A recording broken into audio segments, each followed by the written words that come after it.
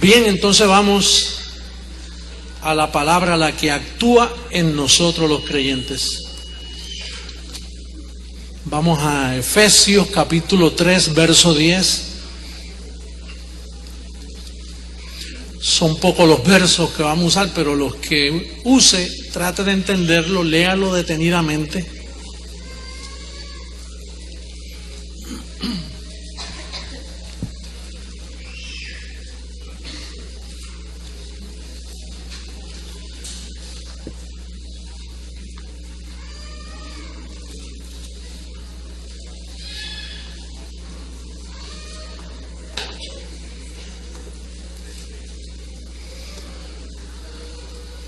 ¿Estamos todos? Efesios 3, verso 10.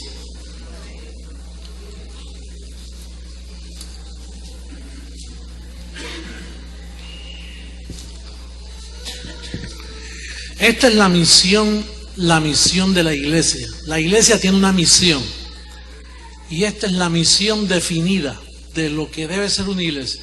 Si usted visita alguna iglesia y no está haciendo esto, entonces usted no está visitando una iglesia, lo han engañado.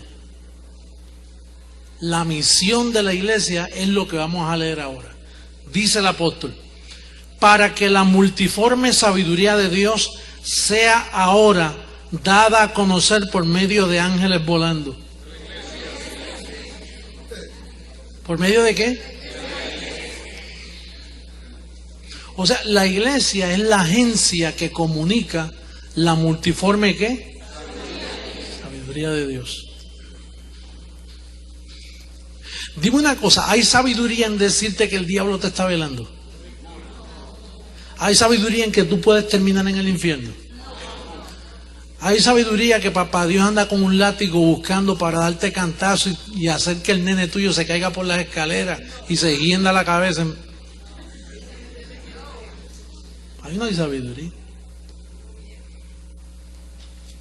En que tengas que tirarte por una escalera de rodillas a subirla para que tu cuerpo sangre, o ponerte un par de piedritas dentro de los zapatos para que camines bien cómodo.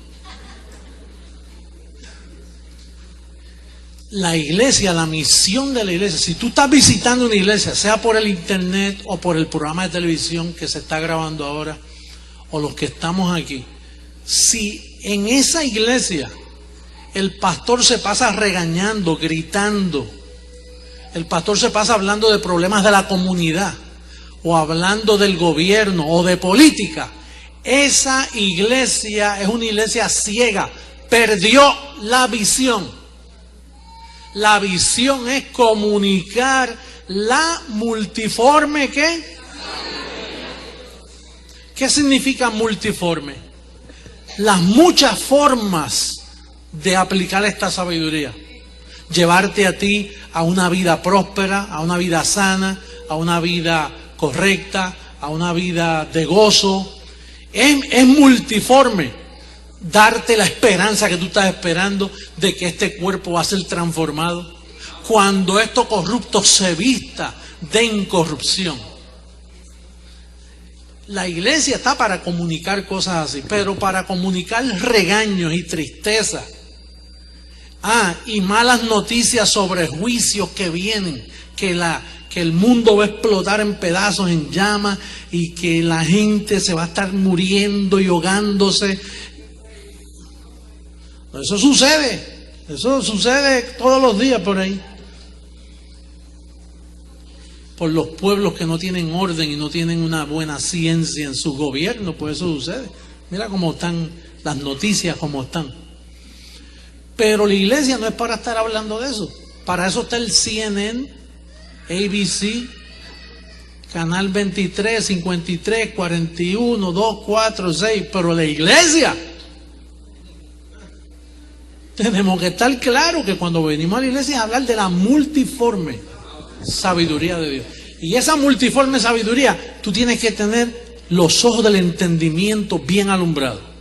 Diga conmigo: mis ojos están alumbrados y serán más alumbrados para yo aprovecharme de la multiforme sabiduría de Dios.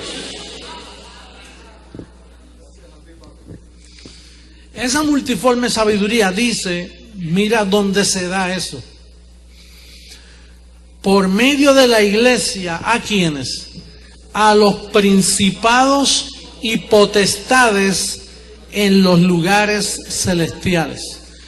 Me vuelvo y me repito, si dice lugares celestiales, está hablando lugares del cielo, no está hablando del cielo, sino lugares del cielo. El cielo tiene muchos lugares. Y parte de esos lugares celestiales es donde está la iglesia. Y si se llama iglesia, tiene pelo, cuerpo, facciones. Y si se da a conocer la sabiduría, tiene que haber alguien que le enseñe. Tiene que haber una boca que hable. Quiere decir que lugares celestiales es donde, aquí. Y aquí están ¿qué? Los principados y las potestades. Sí, por lo que sucede es que cuando la gente lee principados y potestades, ellos piensan en una agencia de demonios estilo Star Wars, la película con unos rayos láser que están velándote. Cuando se habla de principados y potestades, la gente se imagina una película de Drácula, de esa, de Friday the 13th.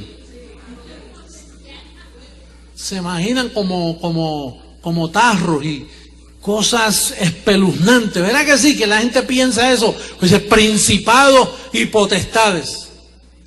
Hay principados y potestades buenas y hay principados y potestades de maldad, malas. Pero esos son gente con cuerpo. Aquí es que está todo lo que Dios hace, está aquí en la tierra. No te puedes imaginar nada para allá. Allá arriba es el paraíso, más nada. ¿Y sabe quiénes están fuera de nuestro alcance? Los que han muerto, que son elegidos. Que Pablo dice que están en la nube de testigos. Que son una nube de testigos que se pasan oyendo las informaciones. Mira, están todos locos ahora mismo ahí diciendo, muchachos, esa convención, ¿cómo quisiera yo tener el cuerpo para estar en esa convención? Yo imagino que Abraham, nuestro bisabuelo, debe estar diciendo, yo sabía que esto era por fe, que esto iba a llegar. Y yo imagino que Pablo dijo, oye, no me pude ganar ni a uno para la gracia. Pero mira cómo José Luis lo está haciendo. Oye, allá dan noticias. Y tú sabes que tiene que ser así. Yo estoy seguro que Pablo dice, mira, él está hablando de la multiforme sabiduría, lo que yo escribí hace 2000 años, él lo está repitiendo y lo está enseñando. Esa nube de testigos está pendiente de todo lo que pasa aquí en la tierra. Tú no ves que la verdadera identidad es espíritu. Lo que sucede es que ellos salieron del cuerpo. Al salir del cuerpo no se ven, pero están presentes. Le dice la gran nube de testigos. Ahí está ese familiar tuyo que se murió. Él está allí también, lo único que está aprendiendo conmigo porque no aprendió en otro lado. Y tú estás cogiendo la mejor parte porque tú estás aprendiendo aquí, para que reines en vida. Entonces, cuando hablamos de principados y potestades en los lugares celestiales, estamos hablando de la misión de la iglesia. ¿Cuál es una de las funciones de la iglesia? Primera carta a los Corintios, capítulo 2, verso 9.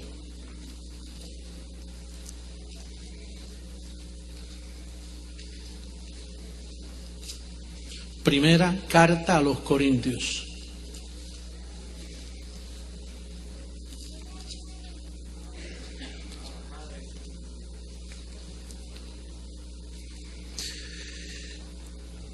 Bueno, vamos a comenzar por el verso 6 y terminamos en el 9.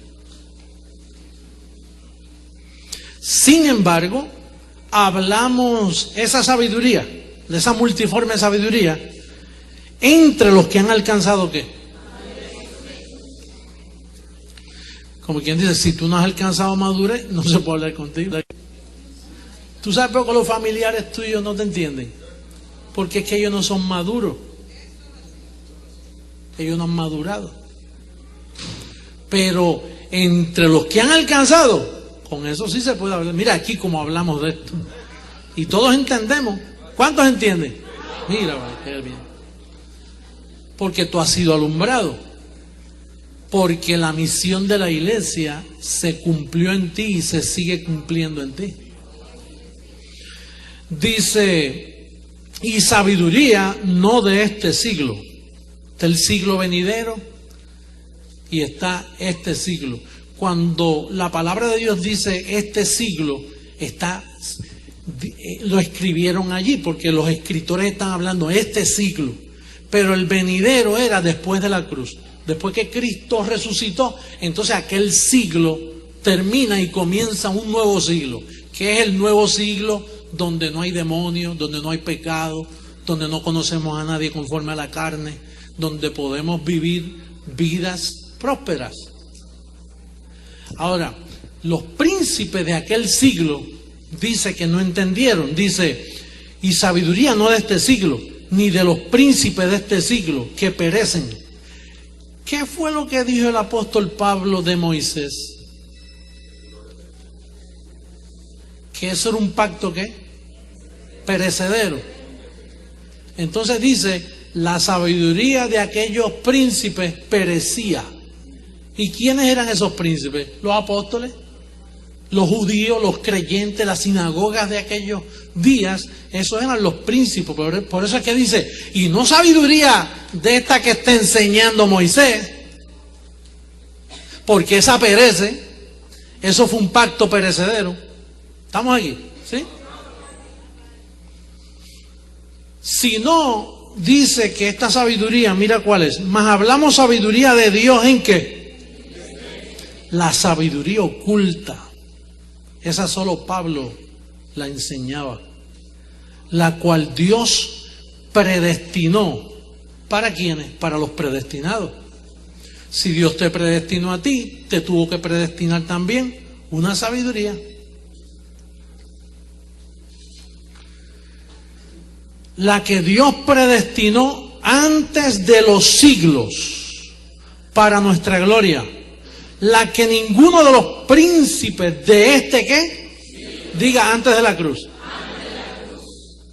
Esos son códigos que tú tienes que aprenderlo, porque si no le pasas por encima, bueno, siglos y no entiendes.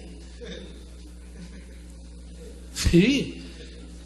Si tú no entiendes esas letritas pequeñas son las que esconden la revelación, porque cuando hablabas de ese ciclo, vuelvo y me repito, era antes de la cruz. Después que Cristo resucita, aquellos siglos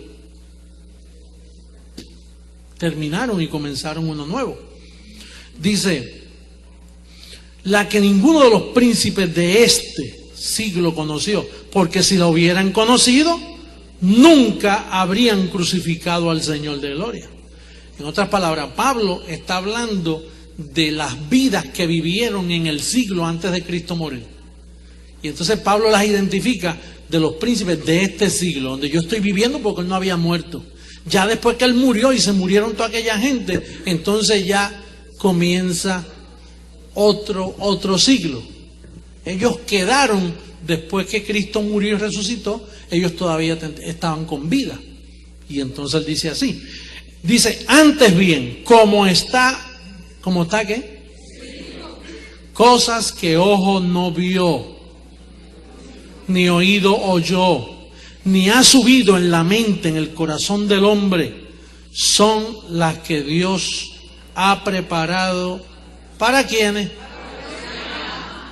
¿Y cómo tú sabes si tú lo amas? Porque todo el mundo dice que ama a Dios. Todo el mundo dice que ama a Dios.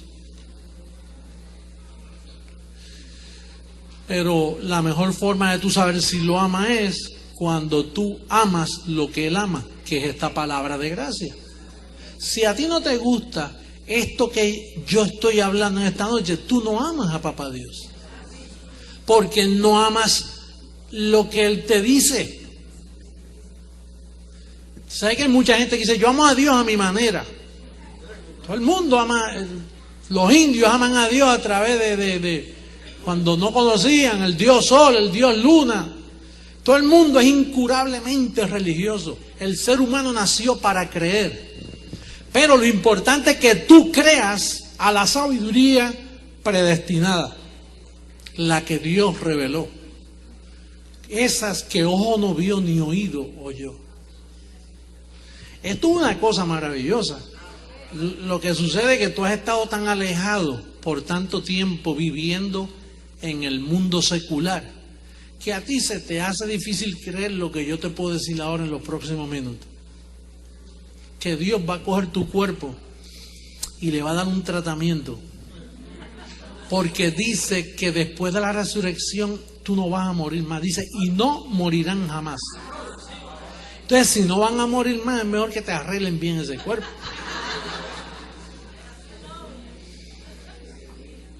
¿Tú sabes lo que es eso? Vivir para siempre. Esas cosas que ojo no vio. Y que no van a ver, mira, no van a ver cementerio porque nadie se muere. Y no van a los hospitales porque uno no se enferma. Ni cárceles. Mira, eso sí que es cosa que ojo, porque los ojos tuyos lo que han visto es desastre.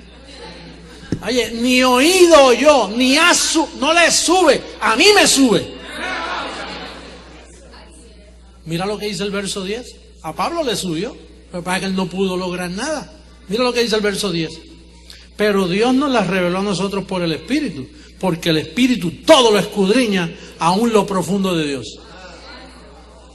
Y lo que yo te estoy diciendo ahora tiene base. De hecho, yo debo sentarme porque esto yo lo hago así bien brevemente. Pero las cosas que vienen son maravillosas. Son maravillosas.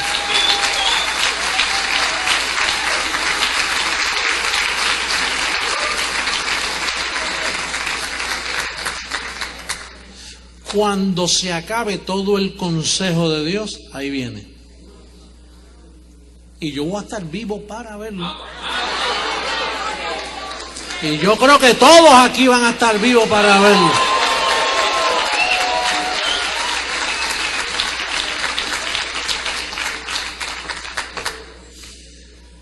Eso va a ser algo maravilloso. Pablo dice, pero Dios nos las reveló a nosotros. Eso que ojo no vio ni oído, a mí me las reveló. Pero lo que pasa es que a él le callaron la boca. ¿Quiénes? Los religiosos, Pedro, Juan, todos los apóstoles de Jesucristo no conviene ese mensaje. Por eso fue que él dijo, oye, chicos, todos me han abandonado. Todos. ¿Tú sabes lo que es eso? Con un mensaje como este. Y lo abandonan. Por la influencia de Moisés. Por la influencia de la religión de aquellos días. Era tan fuerte. Duró tanto el judaísmo ese. Fue tan profundo. Impactó tanto a la comunidad. Bueno, que todavía a ti eso te hace daño. Todavía tú te sientes que tú eres un pecador. Que papá Dios está enviando gente al infierno. ¿A qué infierno? Si el infierno era el crematorio de la ciudad en los tiempos de Jerusalén. Por eso cuando tú lees a Pedro, primera y segunda de Pedro, dice que Dios cogió a los ángeles y los arrojó al infierno. ¿Al infierno? ¿A los ángeles? Mire que los ángeles ahora se están perdiendo también. Ese Pedro es un fenómeno. Mira, el daño, la pudredumbre religiosa que te vendieron a ti. Tú das pena, mi amor.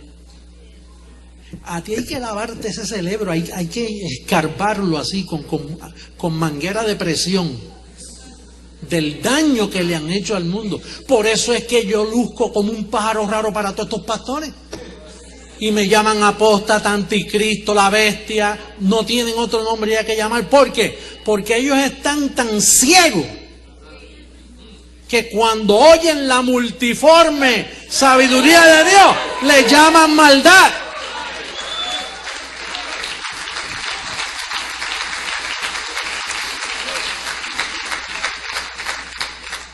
La ceguera es grande. Y mira, y Dios necesita mujeres con falda y hombres con pantalones. Nosotros no necesitamos gente religiosa aquí, con sentimiento de que ay, qué lindo, qué lindo. No, usted tiene que tener más que eso, tiene que tener faldas puestas bien. No, espérate, esto es la palabra de Dios. Mujeres que se levanten a predicar esta palabra, enseñarla, a lograr algo. Hombres celosos por la palabra.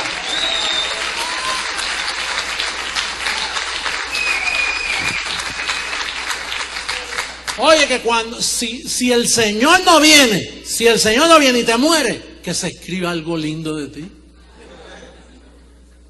Porque miren, el cementerio ahí todos los días pasan. ¿Tú sabes cuántas casas fúnebres hay aquí? Montones, americanas, cubanas, hispanas, de cuánta cosa hay. Y todas están llenas de negocios.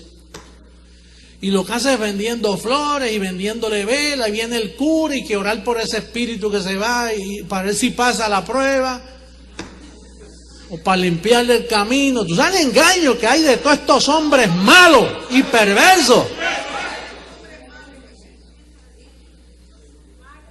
Oye, no le dicen la verdad a la gente. Y entonces allí te enterraron y todo el que te odió y hablaba mal de ti, ese día fue a hablar bien de ti. Ay, yo lo quería mucho, en verdad, mira. Después que se pasó hablando mal de ti, ahora porque estás muerto. Ay, los pastores que le decían, te vas al infierno. Ahora, cuando se mueren, el accidente, lo que sea, dicen, esta alma que recibió a Cristo en el 1900 tal. Ese ahora está salvo. Ahora lo trató como un diablo mientras estuvo en la congregación hablando de basura, y ahora que se muere viene a hablar bien de él. Partida de mentirosos contra, ojalá se callen la boca todos. Que se callen. Que no hablen más basura.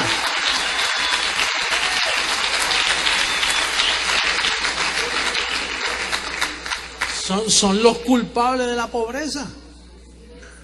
Mira, si tu familia, tú le estás enviando dinero a tu país porque tienen necesidad, es por culpa de Roma, de estos pastores, sacerdotes. Ellos son los culpables. Ellos son los culpables de todos esos delincuentes que hay en las cárceles. Y después van allá a hablarle más basura también. Después que los metieron presos, porque un niño, cuando se levanta y tú lo educas bien y le dices quién es él, el niño jamás te será un delincuente. Él puede pasar por prueba, pero delincuente no. En la cárcel no va a terminar. Por eso es que tenemos que reformar. Tenemos que comunicarle a los principados y potestades la verdad de Dios. Hay que decírselo.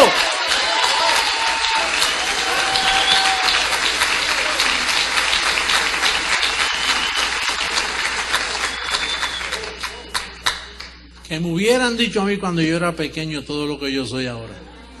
Y los niños más que tienen una memoria, los niños se la llevan todas. Tienen una inteligencia tremenda. Imagínate, mi mamá diciendo, mijo, tú te tienes que hacer la primera comunión. ¿Tú te has confesado? Si no te confiesas, y tú te aprendiste las estaciones y las estaciones. Tú sabes la perdedera de coger un niño y hacerle eso. Y después presentándote cuadros de Satanás, así con un tridente, así un monstruo así. Y Cristo arremilladito, así todo tirado. Y Satanás.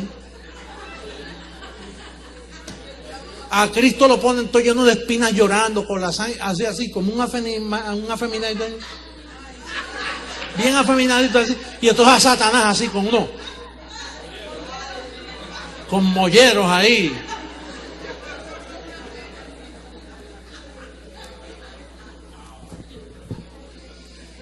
Y eso va desde pequeño. Tú metes al niño a la iglesia.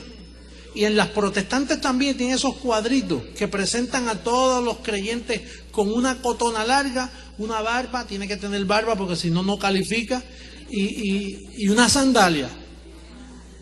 Entonces, pues, le presentan eso a los niños, eso es judaísmo.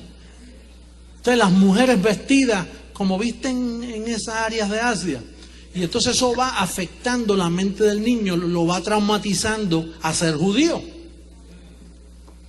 a meterse con Moisés, sácalo, no los lleves a la iglesia, llévalos mejor a Disney World. Y si no puedes, llévalos a la playa, llévalos a cualquier sitio, menos a la iglesia. A todos esos niños hay que sacarlos de la iglesia porque los van a dañar. Comunicándole a los principados y potestades la multiforme sabiduría de Dios. Eso es lo que hacemos, esa es la misión de la iglesia, comunicar, multiforme, de muchas formas. Mira, yo llevo aquí, ¿cuántos ya van? 17, 18, se me olvida ya. Y yo lo enseño de una forma o de otra, y después que lo he dicho por un año, el Señor viene y me dice, repite eso, que hay que, ¿tú sabes lo que es medida apretada? ¿Tú has visto cuando tú coges una taza y le echas harina, pero tú quieres meterle más? ¿Cómo? ¿Tú la aprietas? Y entonces como que le cabe un poquito más, ¿verdad que sí? Pues así es la palabra, así que coger en tu mente. ¿Ya lo conoces? Pues mira, ahora vamos a... medida apretada. Así lo llamaba la Biblia, medida apretada. Por 17, 18 años hablando esta palabra que siempre está en otra gloria, no cansa. A mí los pastores por ahí me han dicho, oye, cuando se te acaban los 14 libritos de eso, ¿qué va a hacer? Porque sabes que los libros de Pablo a veces es una página. Y si que eso tú lo enseñas en 6 meses. ¿Y después de qué vas a hablar? Esos 14 libros. Eso está lleno. Mira, mira ese corte que yo te di de siglo y siglo venidero. Busca Hebreos capítulo 9 para que tú veas qué sucedió con los siglos. Hebreos, rapidito, el tiempo ya me está traicionando. Que esos otros rudimentos que un día va a acabar el tiempo.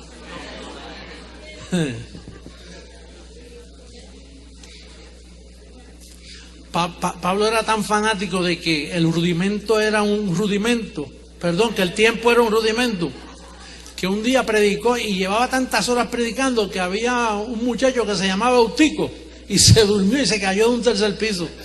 Los mareaba, Pablo los mareaba. Le metía 3 horas de enseñanza, imagínate.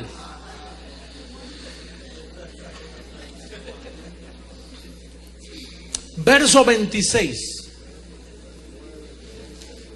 Diga, estoy alumbrado.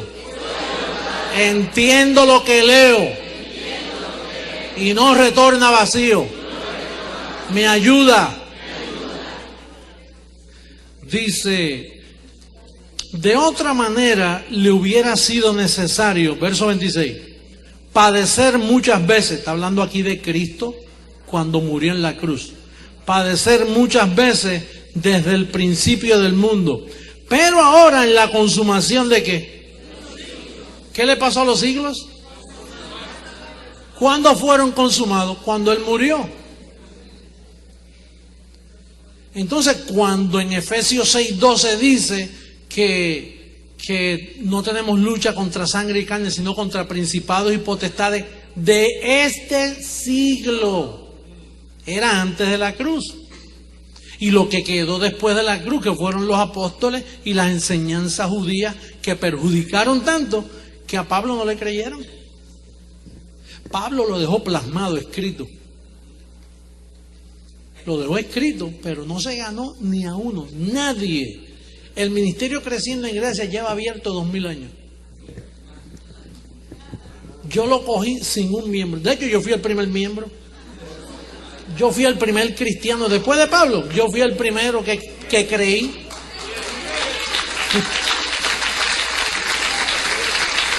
Oye, las iglesias estaban llenas, pero el ministerio Creciendo en Gracia no tenía ni a uno. Bueno, dice que Jesucristo crecía en gracia y en conocimiento. Sí, que Él fue el primero, el que incorporó este ministerio, fue Él. Pues dice que el niño crecía en gracia y en conocimiento. ¿Y qué hacemos nosotros? Creciendo en gracia y en conocimiento. Entonces dice aquí que en la consumación de los siglos se presentó una vez para siempre por el sacrificio de sí mismo para mover el pecado, para asustarlo, para quitarlo. ¿Lo habrá quitado? He aquí el Cordero de Dios que ¿qué? ¿Y cuando murió qué hizo? Lo quitó. Entonces, ¿de qué pecado está hablando Roma y todos estos bautistas, protestantes, pentecostales que todos los domingos te hablan de pecado? Esa es la predicación de ellos. Quítale el pecado del medio y no pueden hablar una palabra, porque ellos no pueden predicar si no tienen un ejemplo. Déjame ver cómo paso todo el mundo al frente. Los voy a llevar a culpabilidad para que digan que mi mensaje quedó bien, para ayudar a la amada.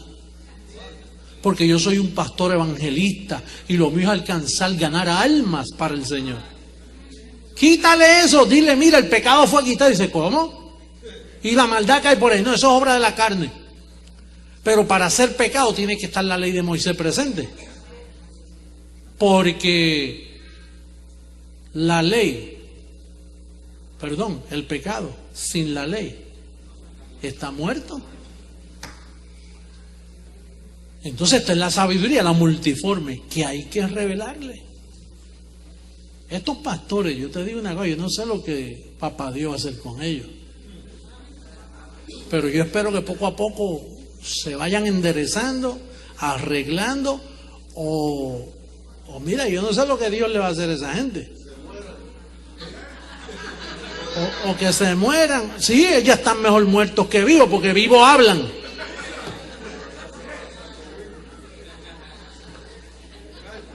Después de todo, si son salvos, pues se van para el paraíso, se van para la nube de testigos, que aprendan allá, ya que no quieren aprender aquí, que aprendan allá.